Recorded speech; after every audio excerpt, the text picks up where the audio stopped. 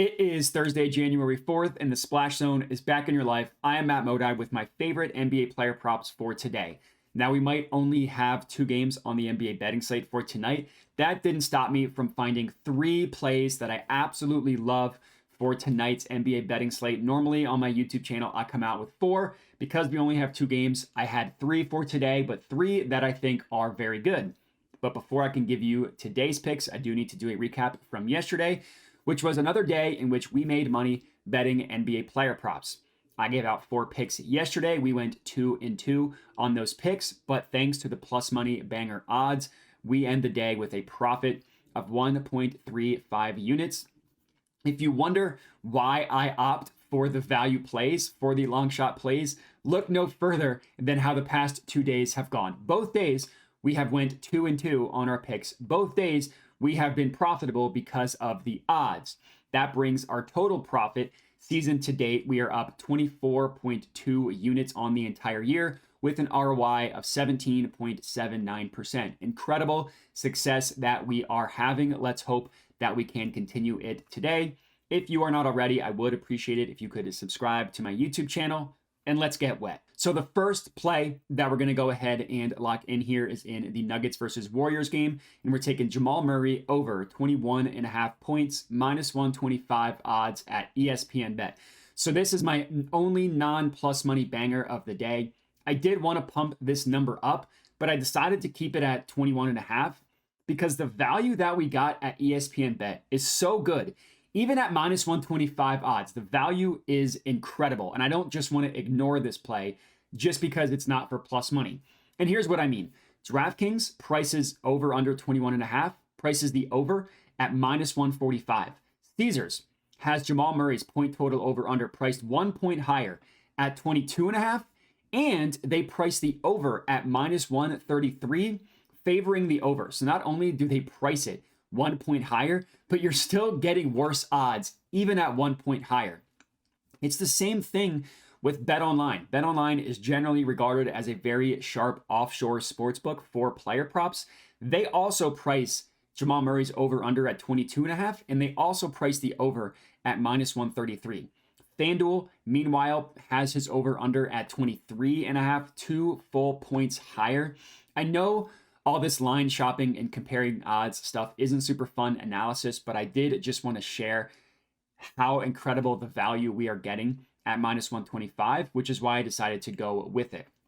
Now, looking at the actual play, it has admittedly been somewhat of a slow season for Jamal Murray. He's missed time due to injury. Because of that, he's only gone over this number in 8 of the 21 games that he's played so far this year. Now, 21 is a low number. Again, he's missed time due to injury. But you need to keep in mind, he only hit this once in his first 8 games, so he has been much better since the slow start. He's also hit this in 3 of his last 4 games as well. So not a situation where we are fading recent results, but we are fading season-long results, which that is something that I like to do. I also like this matchup for Jamal Murray against the Warriors. The Warriors defense struggles against guards. Now, technically, Jamal Murray is the starting point guard for the Nuggets, but because the Nuggets run so much offense through Jokic, he's not a traditional point guard that you would think. He plays more of a combo guard than he does a true point guard. So with that in mind, the Warriors allow the 6th most points per game to point guards in the NBA, and they allow the 3rd most to shooting guards. So really, no matter how you slice it, the Warriors struggle against guards. This is dating back to last year, but Murray has hit this in all 3 games against the Warriors, again, dating back to last year. That includes the 1 game he has played against them this year, which was on Christmas, in which he scored 28 points. I like for him to have another good game tonight, hopefully cashing our first play. Next up, same game, Nuggets versus Warriors. I'm taking Nikola Jokic, 10-plus assists, plus 135 odds at FanDuel. Now, I will admit, if you want to get better odds, you can take him to record a triple-double as well, assuming that the rebounds, it's almost a lock that he gets there. I decided to just stick with the assists, but I did want to be upfront about the triple-double. And this is another situation where we're getting an incredible price. At least this time, it is a plus money banger, so I do feel better about that. But as I mentioned, the price we're getting on FanDuel is really good. So we're locking this in at plus 135. For the same exact play, ESPN Bet is the closest sportsbook at plus 120, Every other book, DraftKings, BetOnline, they have this at plus 110.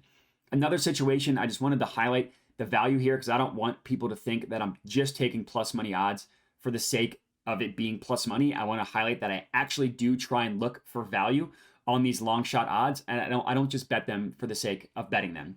But for the Jokic play, this is definitely going to be a fade of recent results. Jokic has really not been passing that much, or I should say, he has not been racking up that many assists recently. We're going to get to the fact that he still has been passing a lot. It just hasn't come in the form of assists. He's only gone over this number in 3 of his last 10 games and only 1 of his last 5. That includes the same Christmas Day game against the Warriors in which he only had 8 assists. So for this one, we are definitely fading recent results. We're taking Jokic to get to 10 plus assists.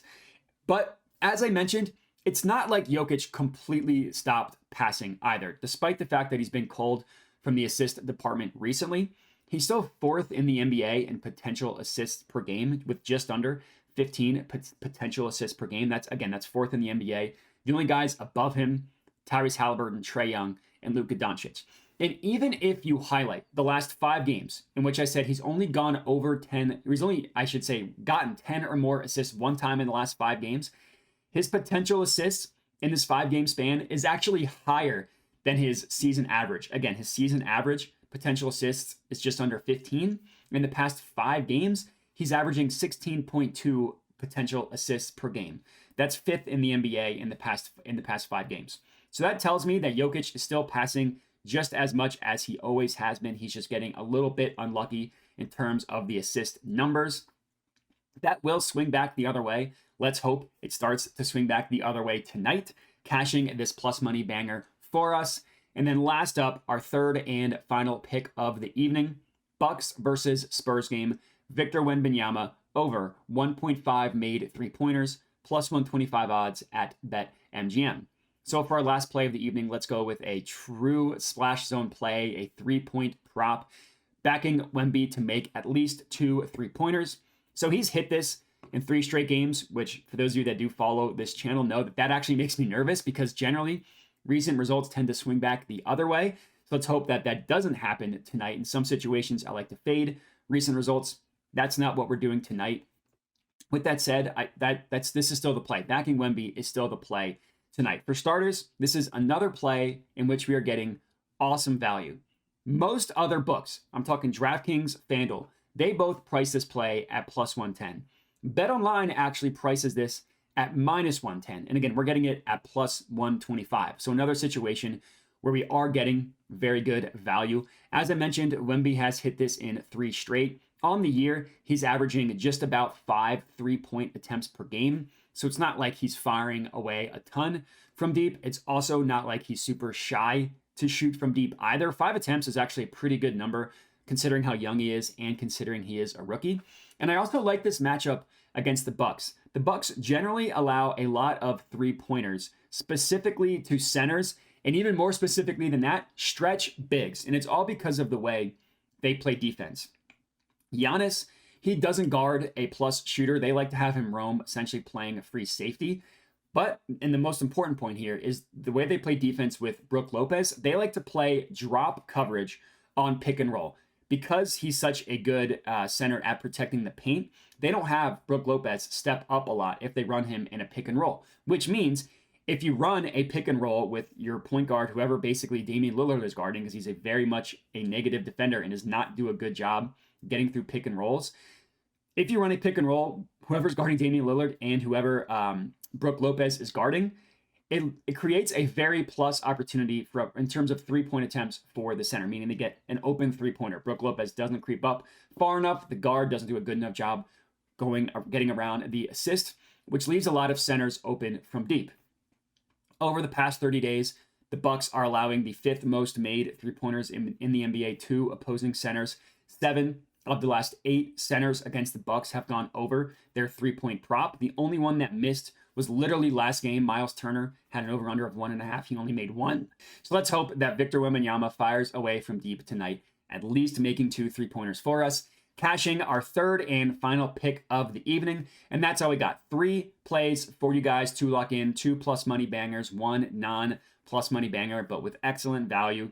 If you are riding with me, make sure to comment and let me know. Other than that, remember to like the video, subscribe, all that good stuff. Appreciate everybody for watching, and have a good one.